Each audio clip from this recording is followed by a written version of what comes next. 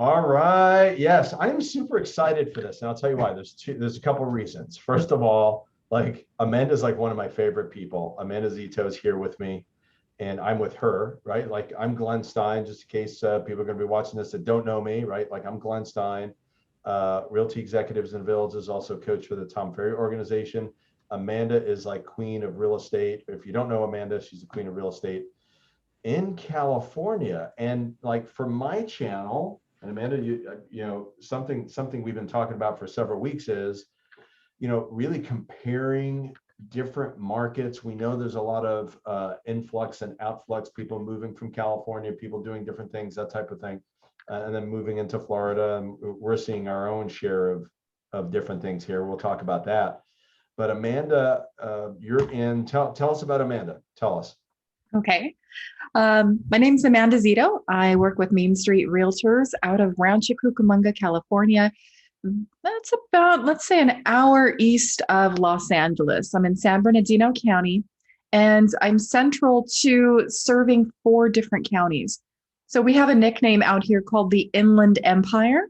We can serve San Bernardino County, Riverside County. We're an hour from Orange County and LA. But my particular area, I was born and raised here. I'm out of Rancho Cucamonga, Rialto, Fontana area. Got it. Got it. You know, it's interesting. I'm going to do a share screen because I was thinking about this like literally just a couple of minutes ago.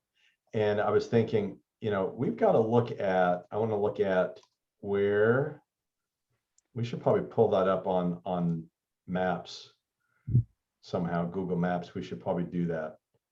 You know, I don't know if you want to pull that up. So let's see, I'm going to pull up, it's actually, we're not ready for that. So look at, this is, I think it's this one. Yeah. Can you see this? Sure can. Oh, wow. Right. This is where we are. I'm like right in the middle of that red dot. That's me, right? That's really good. That's good to know. That's where we are, right? Like some people, it's funny because it's like some people think, and I get this all the time. It's like, okay, you're in Florida. Are you close to Miami? No, like Miami's here, right? This is Miami. This is me. And, you know, obviously, let's find you. When do we find you? You want to be found? Kind of see LA over there on the other side of the country. Okay, it's not going to let me type that in. I want to. Oh, there it is. Rancho Cucamonga. There we go. It's already populating. People search for it. Yeah. Let me zoom out. Let's find Amanda. We're about on a good day with traffic. We're not far from Disneyland. So we're an hour east of Los Angeles, just northeast of Orange County, north of Riverside. And you see that 15 freeway to the right. That is to the right of those little orange and blue dots. That goes north and south, and that'll take you down to San Diego or north to Las Vegas. Right.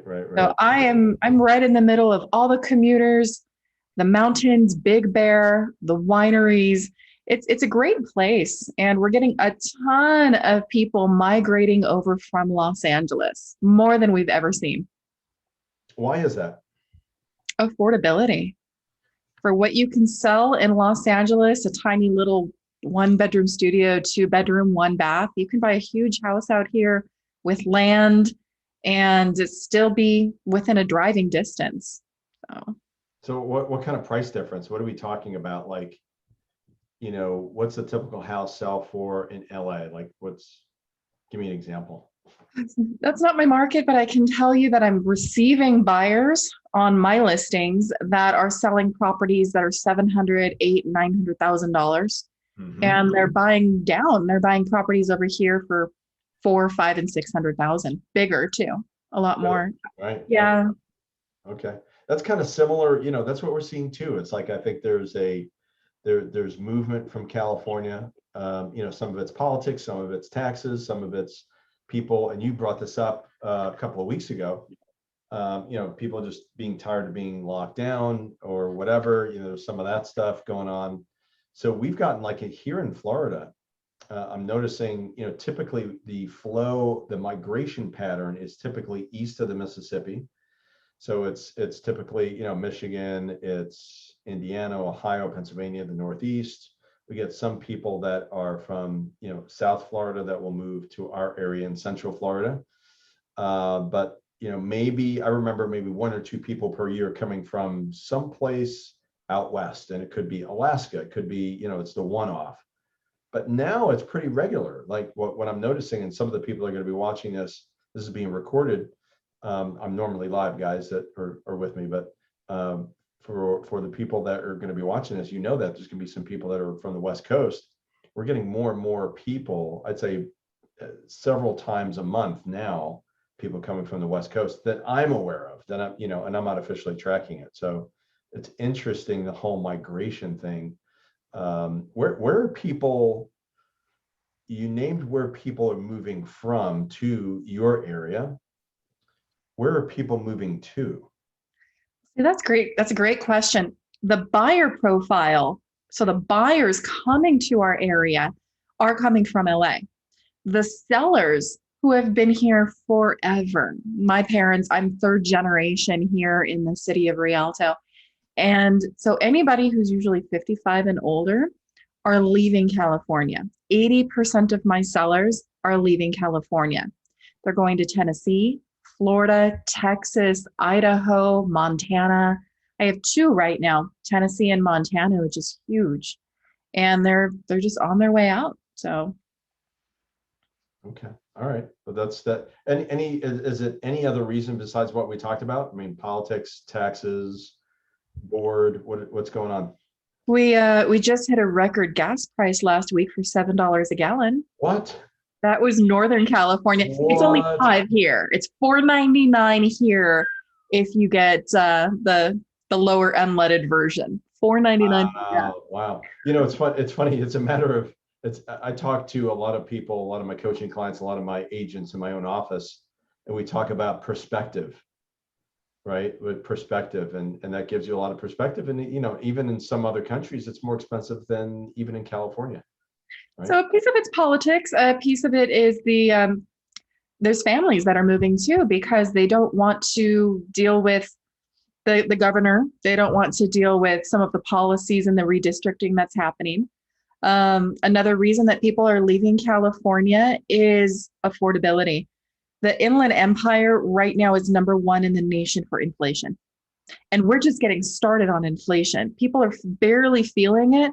But if you look at postage has gone up 20%. Grocery prices, pay attention to your Amazon cart. Amazon's even going up. If you go to Long Beach, the port of Long Beach, which is maybe an hour drive from here, the whole coast is just backed up right now. So the people that are moving in for affordability because it's cheaper than LA, but the people that are moving out have already been impacted. And the truth is year over year, we have a 20% gain in property values.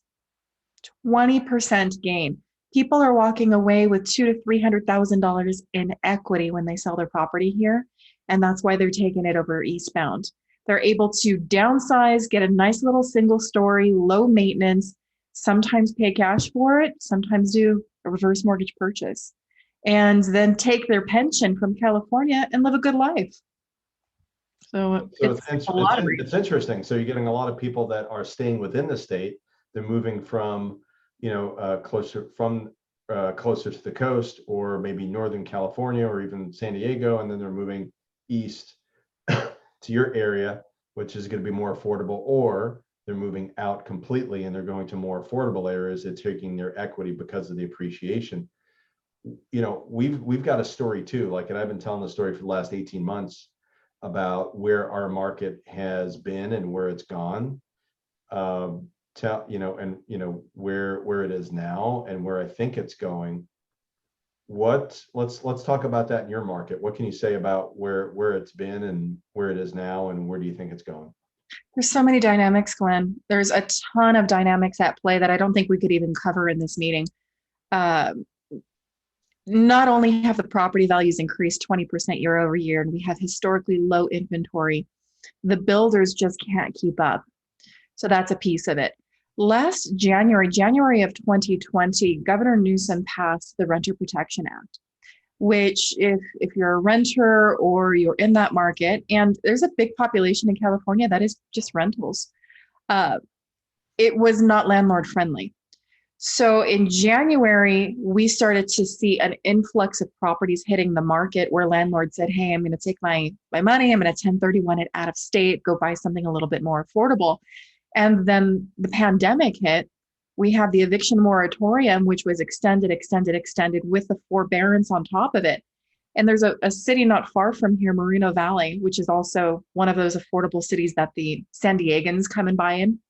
25% of those listings were landlords selling it with the tenants who hadn't paid in over 12 months. Now, the counties received, I want to say San Bernardino County received about 85 million in rental relief.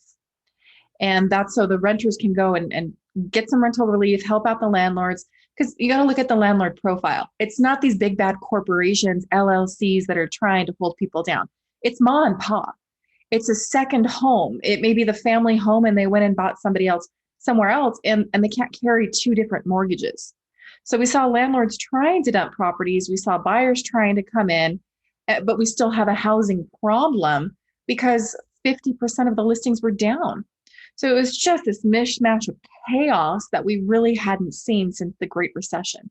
It was just different. It was high demand versus high inventory. And then people just got tired of it. It's so many reasons.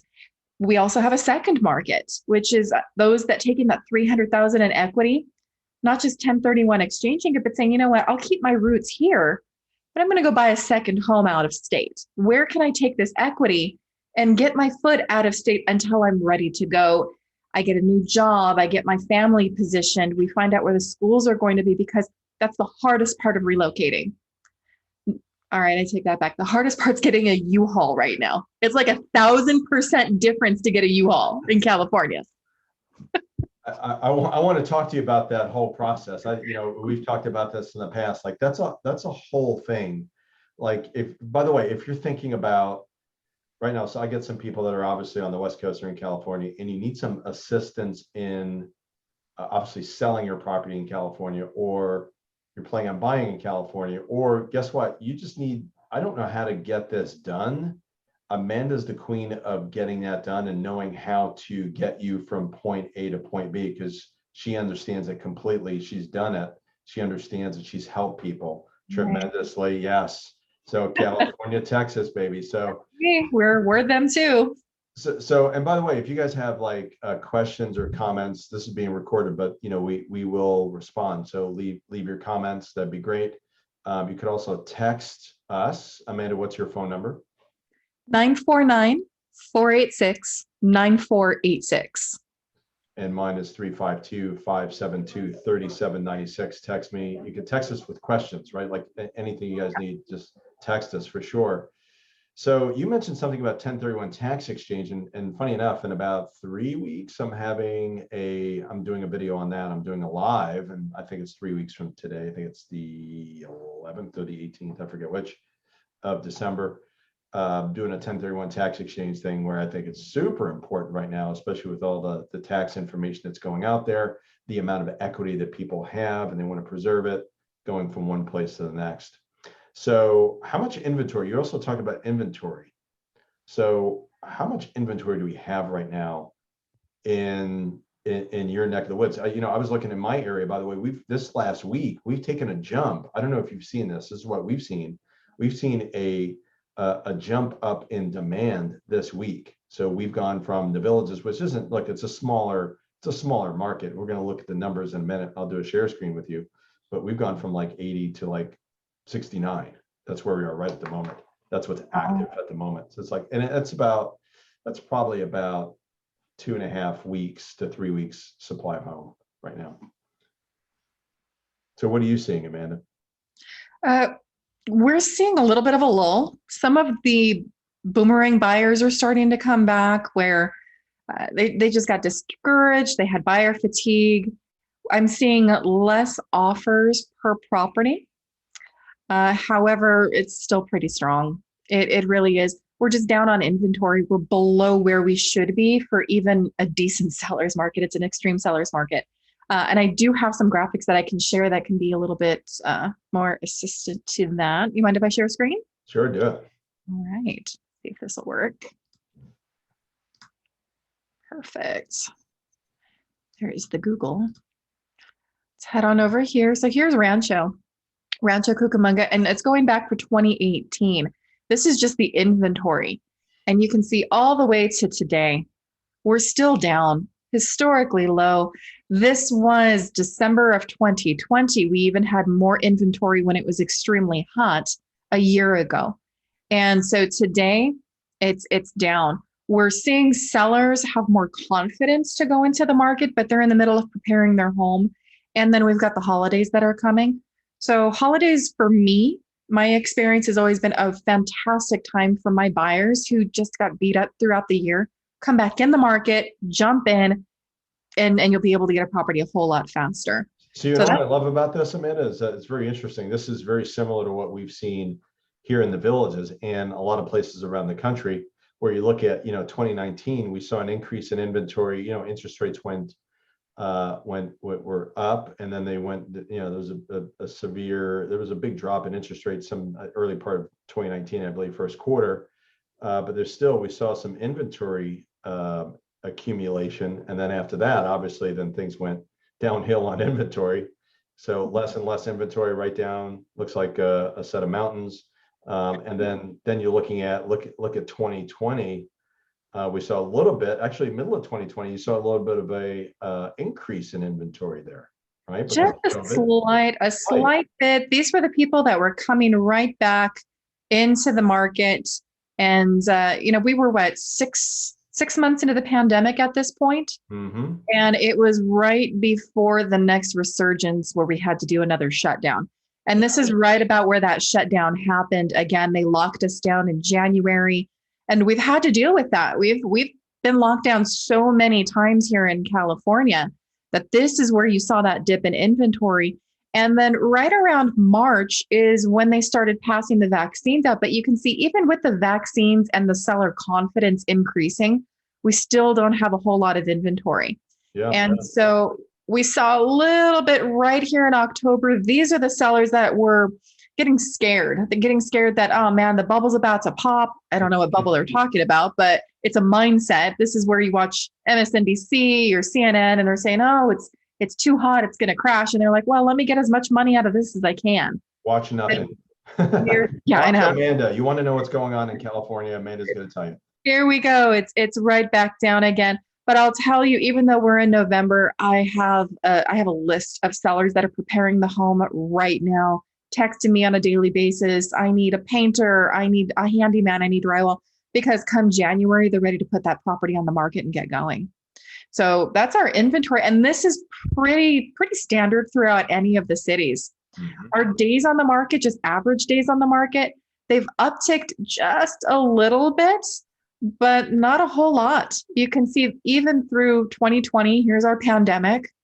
And then here is our vaccine being passed out, but it's still super quick, 3 weeks or less. That's average days on the market, but that's not necessarily where I'm particularly at. My homes will sell in 7 days. You're at a low point right there, right? That's the low point in days on market, meaning things are selling faster now, right? Versus pretty much any time before, up until 2018, right? Like during this time period of like 3 years, we're at the low point, aren't we?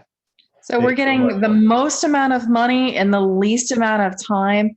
And like I mentioned there on that inventory, it's completely down. So So sellers are jumping up and down right now. They're jumping up and down. If they really wanted to leave and move over, I D&D'd that. If they really wanted to and they wanted to head on over to Florida, it's a great time. It's a fantastic time to do it, because I mean, how long would it take for them to buy a property in your area? Well, the time is not the issue. Obviously, just like anything else, is really the amount of inventory. So, if you're looking at inventory right now, I shared this with several of my people today, in fact, and we were looking at days on market. And if we look at days on market, and actually, days on market is really fascinating. But if we look at like this I'm going to do it a little bit differently. So not necessarily chart, but looking at numbers. We look at the chart for a minute, but that's too confusing. That'll make anybody just pass out if they look at it too long. So, January 2016, we're looking at 58 days on the market, average sales price at 229. So literally, if we scroll down and look at 5 years later, we're now looking at, median price right at the 279, 280 mark, January of this year, 30 days on market. But this is the big deal here is like, look what happened. And there's a gradual decrease, but all of a sudden it was gradual but consistent. And all of a sudden, June of this year, 6 days on market, 4, 3, 3 days on market, right? Wow. Right? So, and now we're at 329. So obviously the prices have gone up, still very affordable. Now we get complaints of like, unfortunately, there's been people that have been priced out of this particular area in the villages. So we're actually selling them either they're renting, which we have a property management division, or they're buying things that are going to be, in the periphery outside of the villages and something that's going to be a little bit more affordable. They just won't be able to take advantage of the lifestyle. So days on market really has gone down. And while we're on this, you could start looking at, historic count of active listings, like Amanda was showing, for Inland Empire. When we're looking at the villages, 400s, 300s throughout the years, 2018, 2019, down in the 200s. We saw a little bit less inventory. This was after the interest rates went down. And then 2020, the buildup in inventory because of COVID. And obviously mostly a senior population here, mostly senior, over 55 plus. People were a little bit, without the vaccine, people were a little bit leery, and we had a month of lockdown, a little bit of a difference between Florida and California, and, increase, and then a high in November on inventory, 451, which is probably the most we've ever had. And then a complete reversal, obviously, with the vaccine coming into play, all other elements come into play, but, things go bananas. Active listings went straight through the floor, like hardly anything on the market. So you're seeing now, then for the first time ever, single digits here. The other thing, while we're on this trend, is looking at historic sales. And this is something I want to point out, and I want you to talk about this in a second too, Amanda, is this. When people are speaking about, almost every marketplace earlier on this year, and some markets last year, basically on fire and moving at a speed of like 500 miles per hour. And now we're not moving at 500 miles per hour, at least in our marketplace. We're moving at 250 miles per hour.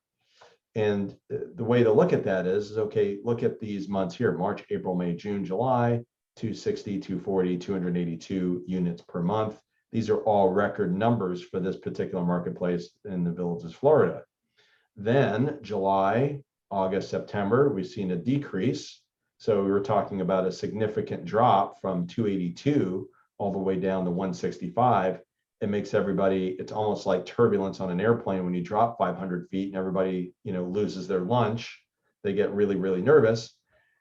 But the reality is, let's compare it to the rest of the years. 165, actually still more than past September's or August or October's. So now we're moving in more of a normal market, or normal is relative, like who knows what normal is, but definitely, right? It's definitely very comparable to years past. And I'm labeling this like a soft landing, into like this was us. We went crazy, and now we're back here. It's seasonal from what we see over here. But the problem was, after looking at the trends, after looking at what the economists are trying to predict, and they can't really predict what the housing market's going to do for the next 4 to 5 months, because 2020 was just like putting a lid on boiling water. And then our normal buying and selling season, March, April, May, June, July, was suppressed. It was at the end of the year. So you can't really compare it. And I think that people are just a little nervous, but we're going to continue to see these. We're going to continue to see these trends. It looks that way. So do you feel like is there a market crash coming to California? Not at all. Okay. All right, good. No, I think that a lot of people see these prices and perceive them as a bubble, but you have to look at the buyer profile. They have to go through full document loans, tax returns, W-2s. Most of the people who could buy have bought: cops, firefighters, um, nurses, etc. And then if you were really to take our prices today and go back on the historicals, California prices appreciate anywhere between 4 to 5% a year. And that's on average. That's taking out the bubble of 2004, 5, and 6. And it's taking out the anomaly of 21 and 20. And you go back and you look from the 1940s, we're where we should be. The difference is we have interest rates that are 2.85, 3.1. We are at a historical low on interest rates, which makes house payment affordability more affordable than it was 10 years ago. So if people are looking at that principal, yeah, it's high. They even blow me away. I'm like, wow, those numbers, I've never seen them before. But if you look at those payments, it's cheaper than rent. And as a homeowner existing, to get a 20% year over year in equity, where you just showed me property values that were 370,000. Homeowners in this area could literally sell, take that equity, and buy cash in your neighborhood right now. And the reality is that's a lot of what does happen. People see that, even though it's unfortunate that some people have been priced out, even in that price range. That's always going to happen in every marketplace. Other people are seeing it, you know what, okay, that's just the cost of doing business. And I'd say 55% of our buyers are cash buyers in this marketplace, because they're retirees, they're, empty nesters, they've had time to save money. Or the other part is usually, they're heavy conventional, they're bringing 20, 30, 40% down.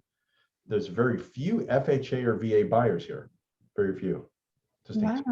So it's a little bit different. That's a little bit different than my northern market, Ocala, which is more of an everyday marketplace, more VA, FHA, that type of thing. Have to deal with closing costs and that type of stuff. Got it. Question for you. So if I have a seller who's interested in moving to the Villages, the price point looks fantastic. You're right in the middle of Florida.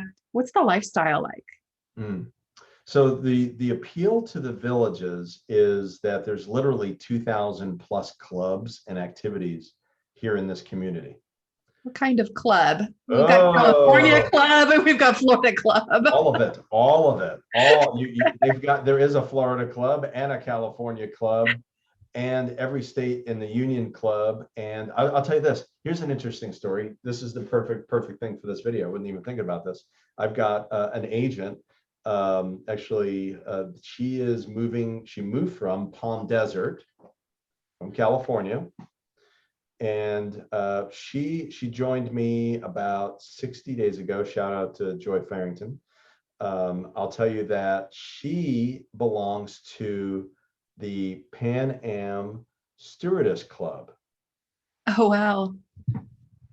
Like, there's a baton twirling club, there's the Korean club, there's the Spanish speaking club, the UK club. I mean, it's on and on and on and on.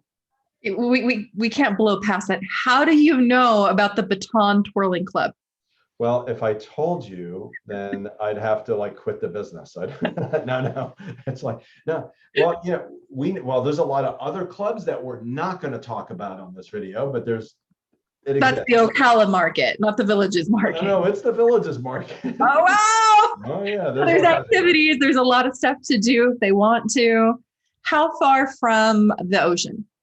So we're actually equidistant. We're pretty much equidistant between East Coast, West Coast.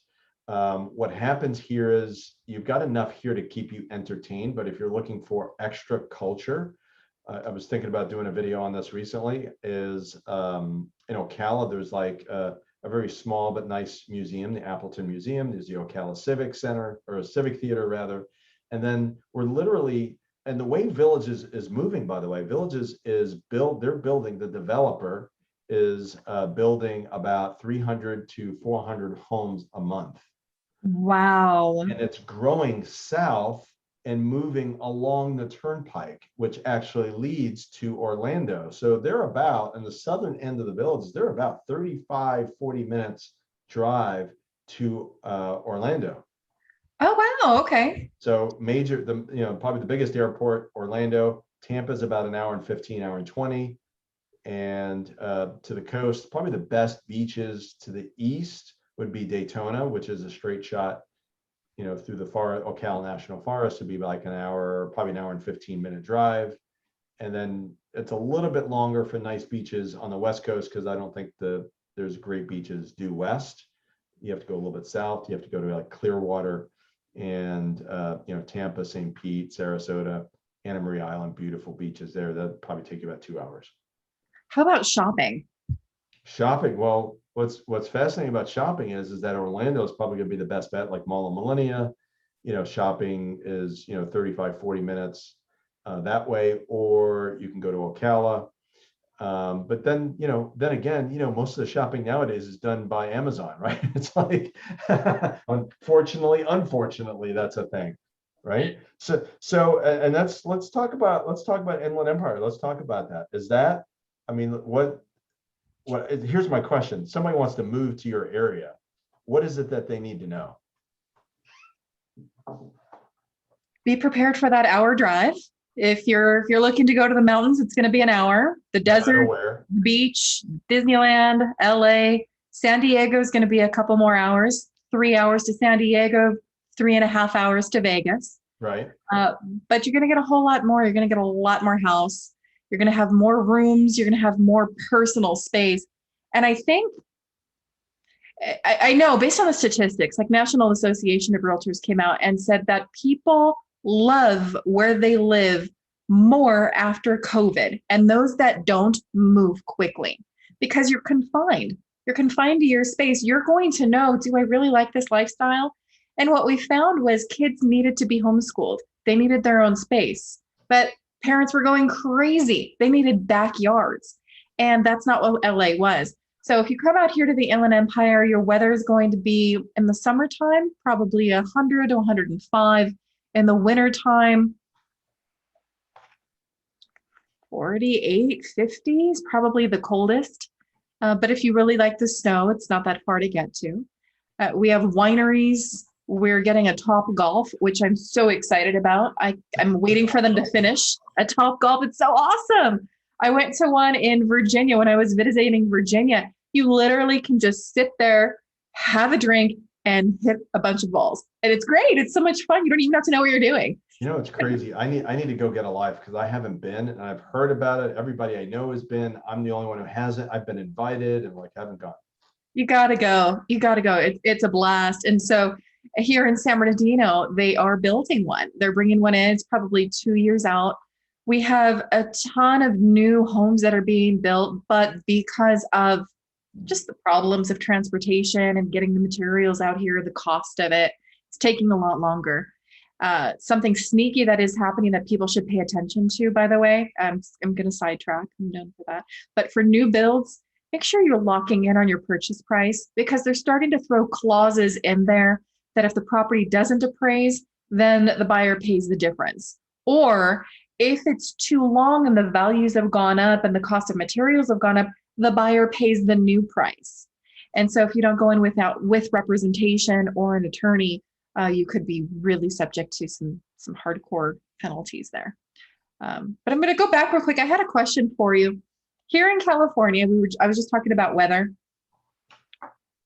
People who aren't from here kind of freak out about earthquakes. It's an inside joke around here. I literally live on San Andreas Fault. I live on a fault line. When was the last time you had an earthquake? Because we're going to talk about hurricanes. I don't know. I slept through it. I don't know. Do you remember the last earthquake?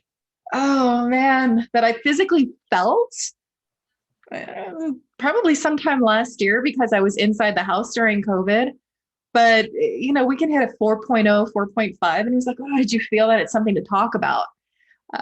But moving to Florida, we all see the hurricanes on the news and we all see if I had a seller that said, Amanda, I want to go to the villages, but I don't want to get flooded out or washed away. What kind of life is that over there? Well, I think there's two things. It's such a funny thing because I still remember there was a story about a guy who got swallowed up by a sinkhole, like 15 years ago, and people still bring up sinkholes. Like that's probably more of an issue, but We saw it on the news with that whole condo complex in well, Florida. that was on the ocean, and that wasn't a sinkhole. That was just bad maintenance, and we don't. And by the way, in our area, I'm actually literally in a 3-story building right now, but almost everything is a ranch style home. Maybe, because of the demographic, you're not going to see too many 2-story homes. Almost everything's a ranch. So you're not living in a large condo complex. So it's not like on the 15th floor, anything like that.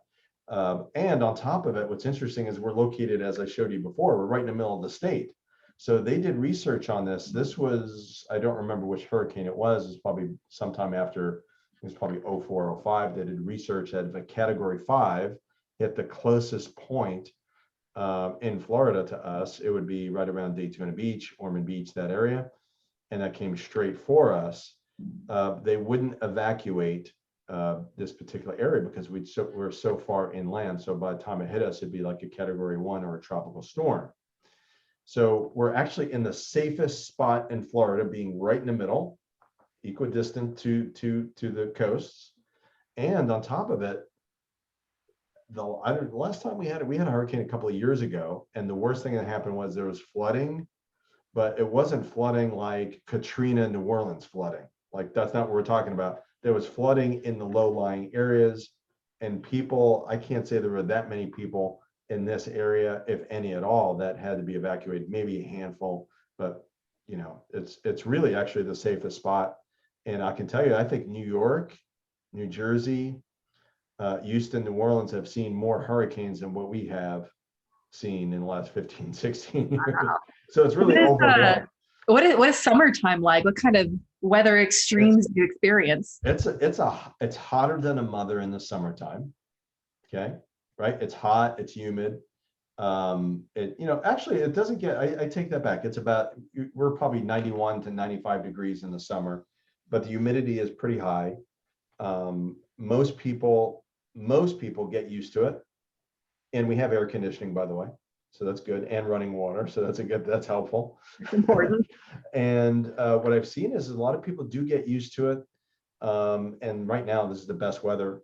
A lot of people come here just for this season, typically November, December, all the way up until Easter, because literally a few clouds in the sky I'm looking at. It's beautiful outside. I don't know what the temperature is, but 75 degrees, and it's beautiful. Not the same. We're 72 today. Nice blue, cloudy. Yeah. So comparable weather. If somebody were to leave here, they'd get the same going over to your area. Okay. Yeah, I think it's similar. We probably have more humidity, is my hallucination, in the summertime, right? Like it's not, you guys are close to the desert, right? We're about, it's San Bernardino County mountain area. And so I could be in the high desert in a 20-30 minute drive. Yeah. So, where I'm located is a valley. So it's the Inland Valley, but people get that confused with like the San Gabriel Valley, which is more towards Los Angeles. But we're in a little valley here. It gets humid, but well, all of Florida is a valley. Like we don't, there are no mountains. Right? It's like it's flat as flat can be. We're like, I think the highest point in the villages might be like 100 feet over sea level. I mean, it's something ridiculous. Okay. All right. Well, what about cost of living? Cost of living, compare that to like gas prices. What would I pay for gas? I don't even know, because I drive an electric car. I drive a Tesla, so I have no idea. No, I do have an idea. I think it's like lower threes. I think it's like 320, 330. Say no more. We're in the high fours going into fives, and it's not coming down anytime soon. Yeah. And my understanding is, look, I think the cost of living is going to be less here in Florida. I don't know how much. I wonder, we need to look up what site people can look up to really tell, the cost of buying a gallon of milk in Florida versus buying a gallon of milk in California. Imagine it's kind of the same. What about like taxes, property taxes and income taxes and all the other reasons people leave here? So 0 income tax, right? No state income tax at all, right? Obviously, you have to pay federal, but no state income tax. Property taxes, a lot of people move here because of that. A lot of the people that have moved from the Northeast have moved here because of that, because their tax rate is astronomical. So, on a $300,000 house, if we have a homesteading rule here, where, obviously if you live here more than 6 months in a day, your taxes are going to be significantly less. So you're probably going to see, probably around $2,000 to $2,500 a year on something Wow. like that. I mean, that's probably, what would you see in your neck of the woods? Depending on where we go, it's anywhere between 1.25 to 2%. So Okay. on a $300,000 home, it could be on the low end, $3,500 to $4,000 a year. I think that, the big difference is going to be, in my mind, is probably state income tax, right? Yeah.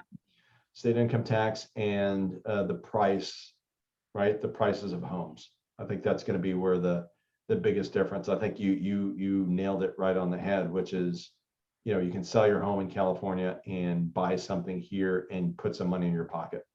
Not just that, there's the longevity of the savings, because the profile of somebody who's retired is you're not going back to work. You're on a fixed income. You might get a cost of living allowance of 3% a year, depending on if Social Security is feeling gracious or not. And so by saving on the personal income tax, the gas prices, the food prices, and the property taxes alone, that could put in somebody's pocket a few $100s a month, not to mention not having a mortgage because they paid cash. So overall, I think you have such a low inventory problem because you have such a high quality of life compared to what it is here financially. It's really fascinating, but you guys have the weather, right? We just said, it's kind of matching today. I've got 72. We don't have as much humidity. Yeah. And I'll tell you, being I'm not a Texas resident yet, but being there for about a year now, it's a shock. It's a shock to your body to walk outside at 7 o'clock in the morning and feel like you're taking a bath. You're like, because it's a drier heat out here. We don't have as much humidity. I'll have to check that in a minute, but it's probably 20-30% today. And so you feel it a little bit more, but like you said, there's air conditioning and you get used to it after a while. All right. How about bugs? Like, it's an honest question. Like, do you guys have monster bugs out there? Let me check. We've got this is actually, I will tell you this, like, there is one thing that you have to have when you're buying a home here, when you own a home here, you have to have bug control. You do have to have, obviously doing a termite inspection, but you got to have bug service, because we live in a land of bugs. Now, it's not like you can walk outside and bugs are going to be all over you and like you're doing this. That's not what we're talking about, unless you live in a, next to a retention pond or, a lake. You're going to get mosquitoes like you would get anywhere else. But, you're going to get, there's ants and there's, stuff. So we do have more, I think we have more bugs here than most places. But I'm coming from a position of PTSD. I visited Jacksonville a long time ago, and they were just huge. What was that? I don't know what it was. You're in a sci-fi movie. Florida, I gotta go. You're in a sci-fi movie. That's great. I can see that. That's going to be our thumbnail. It's going to be this giant ant on the screen. That's going to be the. So what would you recommend somebody do? Because over here, it'll take 7 days for me to sell a home, but it's going to sell in 3 days in your market. Do you do virtual tours if my seller can't get over there fast enough? Because it'll take 3 days right now with the Southwest and American Airlines boycotts. Yeah, this is true. That's right. And yeah, and there's some things in the contract that we just changed our contract beginning of November to actually maybe account for those types of things. It's questionable, but I think the best thing is, of course, any kind of, you've got to move quick, obviously. Here, you're going to buy something, you got to move quick. And yeah, so doing it virtually is a plus, finding an incredible realtor here that will actually do that for you. And one thing I'm really recommending is people do their homework in advance. And what I mean by that is actually having us send you the real estate contract, so you can do some homework and really understand the terminology. There's differences here, obviously different state. And I've seen, people get shocked because, okay, oh, this is different. They're just used to it a certain way. But yeah, as far as moving from anywhere right now, whether it's California or West Coast, East Coast, up north, yeah, having somebody really do that legwork for you in advance, putting in an offer. Try to get it contingent upon your review of it when you get here. That's not always something that owners want to do. Maybe it's going to be a short window, maybe a 3 or 4 day window. I'm actually advocating, and I think this is probably a smart move. If you've never been here, take us up on a couple of things. One, we can find potentially a rental for you or stay. Literally, I'm looking out the window. I'm looking at the Hampton Inn. We've got a hotel that's like literally next door to my office.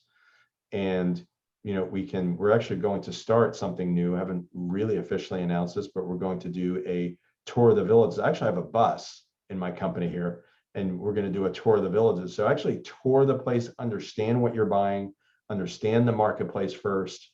If you can rent, even if it's outside the villages, if you can find something, we're still a little bit tight on rentals as well.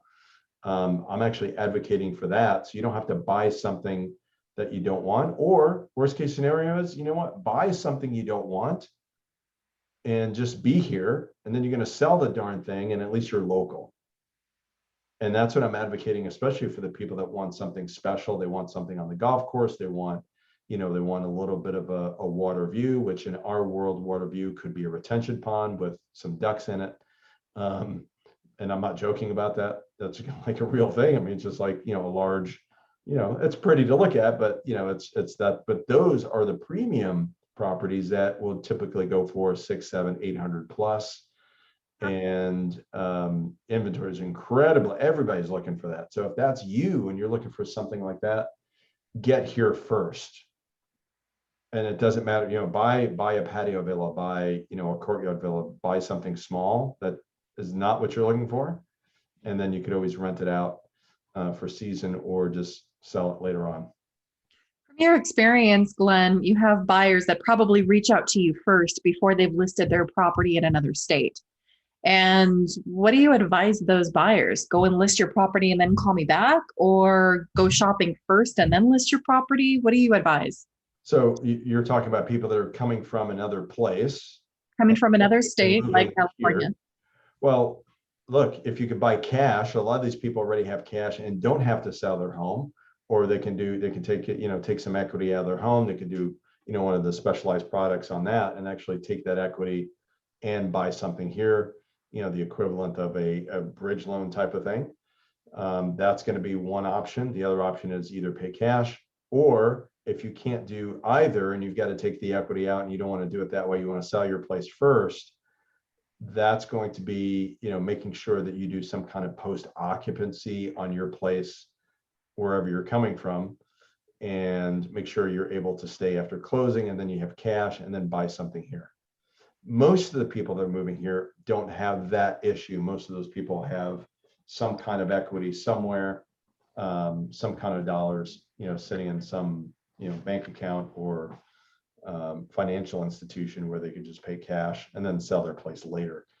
That is the way to go, because you certainly don't want to count on finding a place without the inventory. Really. How many offers does a buyer have to make before they can get a home? Well, the reality is now, and I'd be interested in your marketplace right now, it's a little bit different here. The type of buyer that's coming here is different in the way that it's almost a resortish type of spot. When people come here, there's like, it's time. This is like Disney for retirees. Really? This is a party over here. This is a party. You're coming to party. I'm going to tell you that I've talked to clients here, and they've made more friends here than they ever had in the outside world, because they were working, they were busy, they had a family, and they've got, they had 3 or 4 close friends. They just didn't have time for people. They come here, they've retired, and every day is a Saturday, right? And if you YouTube the villages, I mean, you kind of look it up, it's like, half the traffic population is by golf cart. So people are here to party. I mean, happy hour started probably 2 hours ago. Oh, wow. Right now, typically the streets roll up at 9 o'clock, things close down, but I'm sure the party continues at their home. So it's like there's so much to do. It's so interesting. And what I love the most is that some of the people that are here, some of the residents are actually busier than what we are, and we stay busy. They belong to, 5 different clubs. They've got something going on every day. So, it's like, you just come here to enjoy yourself. And, I think what happens is in a resortish type marketplace, people are not necessarily, they don't have to buy. We really, really would like to buy.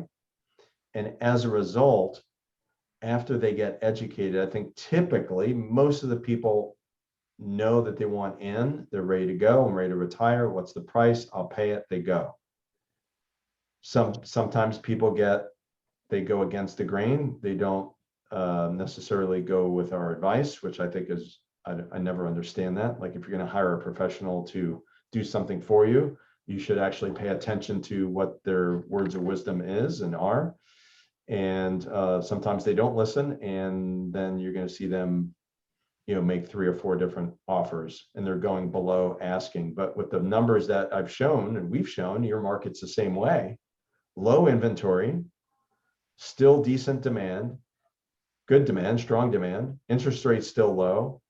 This is not a buyer's market to be, offering anything but over asking with a really I received an offer today. It was below ask price, which was at market. And I had to write back. I said, my seller doesn't even want to see it.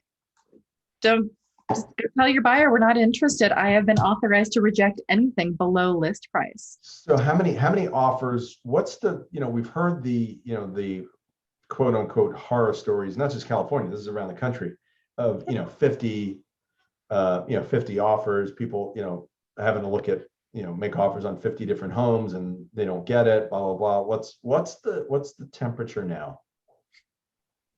It's a little weird because I'm finding that my buyers are getting under a contract a lot easier.